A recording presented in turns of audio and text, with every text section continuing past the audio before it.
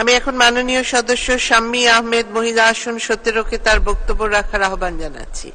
আপনার সময় 5 মিনিট। মাননীয় স্পিকার, রাষ্ট্রপতির ভাষণের উপর আনিত ধন্যবাদ প্রস্তাবে আমাকে আলোচনা করার সুযোগ দেওয়ার জন্য আপনাকে ধন্যবাদ।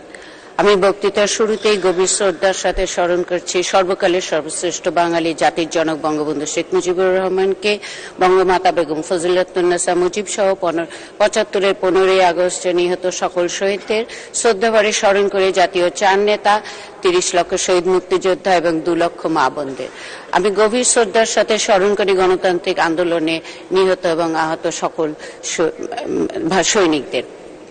একই সাথে আমি গভীর শ্রদ্ধার সাথে স্মরণ করি আমার পিতা, মুক্তিযুদ্ধের অন্যতম সংগঠক, বরিশালের আমৃত্যু আওয়ামী লীগের সভাপতি ছিলেন জনাব মহিউদ্দিন আহমেদ, যার 19শে ডিসেম্বর 1971-এ ফাঁসির ডেট ছিল।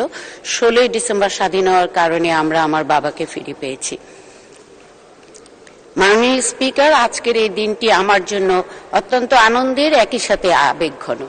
এই মহান সংসদে আমার পিতা একজন সম্মানিত সদস্য ছিলেন।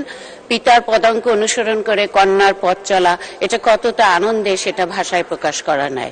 আমি রাষ্ট্রপতির ভাষণের উপরে একটি কথা বলতে চাই যে রাষ্ট্রপতি তার ভাষণে আলোকপাত করেছেন আমাদের এই সরকারের 15 বছরের যে উন্নয়ন, সেটি শেখ হাসিনার স্মার্ট বাংলাদেশকে নিয়ে আলোকপাত করেছেন। যে দৃষ্টিকোণ থেকে যে উনি যে দেখিয়েছেন বাংলাদেশকে, যে উন্নত সমৃদ্ধ বাংলাদেশের যে চিত্র উনি তুলে ধরেছেন, তার সাথে আমরা যদি একটু পিছনের বাংলাদেশকে তুলনা করি তাহলে দেখতে পাই যে 75-এর 15ই আগস্টের সেই কালোরাত্রির পরে আমাদের দেশটি যেন একটি অন্ধকারে ছেয়ে গিয়েছিল, অন্ধকারাচ্ছন্ন রাষ্ট্রে পরিণত হয়েছিল। আমরা যারা জন্মসূত্রে আওয়ামী লীগ করি বা আওয়ামী লীগের পরিবার, তারা যেন আওয়ামী লীগ করাটাই ছিল একটি অপরাধ। এবং আমরা একটি প্রজন্ম পর প্রজন্ম 21টি বছর একটি ভুল মিথ্যে ইতিহাস নিয়ে বড় হয়েছে।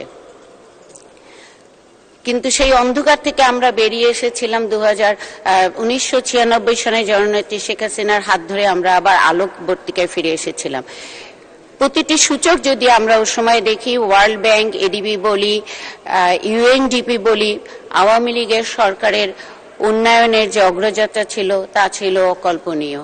কিন্তু আবার অন্ধকার যুগ নেমে আসে 2001-এ।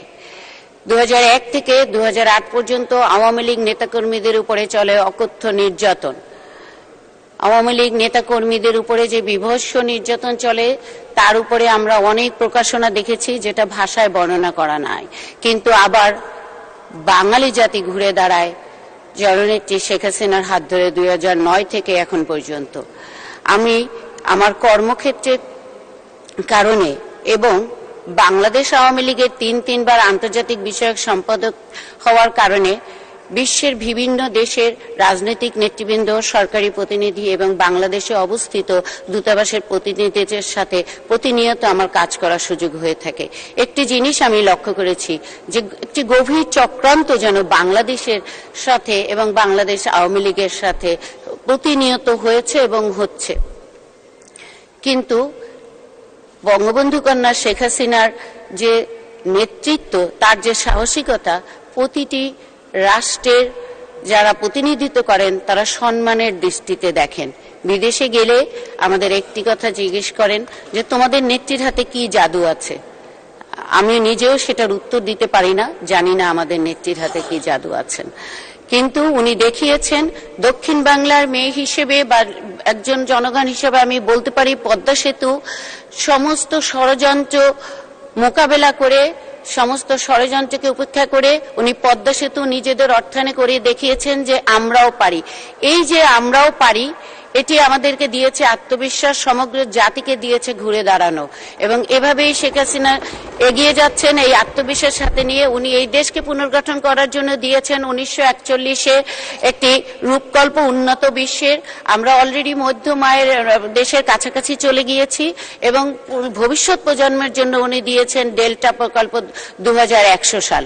আমরা যদি সবাই যার যার অবস্থান থেকে কাজ করি তাহলে আমি মনে করি যদি আমরা বঙ্গবন্ধুর সেই বৈদেশিক নীতি সবার সাথে বন্ধুত্ব, কারোর সাথে বৈরিতা নয় ধারণ করে এগিয়ে যাই, তাহলে অদূর ভবিষ্যতে খুবই শীঘ্রই আমরা উন্নত বিশ্বে পরিণত হব। আমি একই সাথে মাননীয় স্পিকার, আমি একই সাথে প্রধানমন্ত্রীকে ধন্যবাদ জানাতে চাই, কারণ উনি আমাকে আমার নির্বাচনী এলাকা মেহেন্দিগঞ্জ হিজলা কাজিরহাট থেকে মনোনয়ন দিয়েছিলেন। কিছু জটিলতার কারণে সেখান থেকে আমি নির্বাচন করতে সক্ষম হইনি, কিন্তু তারপরে উনি আমাকে এই মহিলা আসন থেকে নিয়ে এসে যে সম্মান আমাকে দিয়েছে, এর ঋণ হয়তো আমি কোনোদিন শোধ করতে পারি নাই, কিন্তু আমি এটুকু বলতে পারি আমার পিতা যেমন বঙ্গবন্ধুর আদর্শে অবিচল ছিলেন, তেমনি ভাবে শেখ হাসিনার আদর্শে অবিচল থেকে মৃত্যু তার সেবা করে যাব। প্রয়োজনে নিজের রক্ত দিতেও দ্বিধাবোধ করব না। আমি একই সাথে ধন্যবাদ দিতে চাই সমগ্র বরিশালবাসী এবং সেই সাথে মেহেন্দিগঞ্জ হিজলা কাজিরহাটবাসীকে। এই মহান সংসদে আমি আমার এলাকার সমস্যাগুলো তুলে ধরে আপনার মাধ্যমে তার সমাধানের চেষ্টা করব। একটি বিষয় আমি বলতে চাই, এখানে গত 2 দিন আসার পর আমি দেখতে পেয়েছি আপনার এবং চিফ হুইপ এবং অন্যান্য হুইপের এবং মাননীয় সংসদ নেতার অধীনে যারা কাজ করছেন, কর্মকারী কর্মকর্তা বৃন্দ নিরলস প্রচেষ্টা করছেন। আমি আপনার মাধ্যমে এই সংসদকে তারা সুন্দরভাবে পরিচালনা করার জন্য যে পরিশ্রম করছেন, আপনার মাধ্যমে তাদেরকেও ধন্যবাদ দিতে চাই। ধন্যবাদ দিতে চাই মাননীয় প্রধানমন্ত্রীকে আবারও আমাকে এই মহান সংসদে আসার সুযোগ করে দেওয়ার জন্য এবং আমার এলাকার জনগণের সেবা করার সুযোগ দেওয়ার জন্য। আপনাদের সবাইকে অশেষ ধন্যবাদ। জয় বাংলা, জয় বঙ্গবন্ধু, জয় শেখ হাসিনা, বাংলাদেশ চিরজীবী হোক। ধন্যবাদ মাননীয় সদস্য।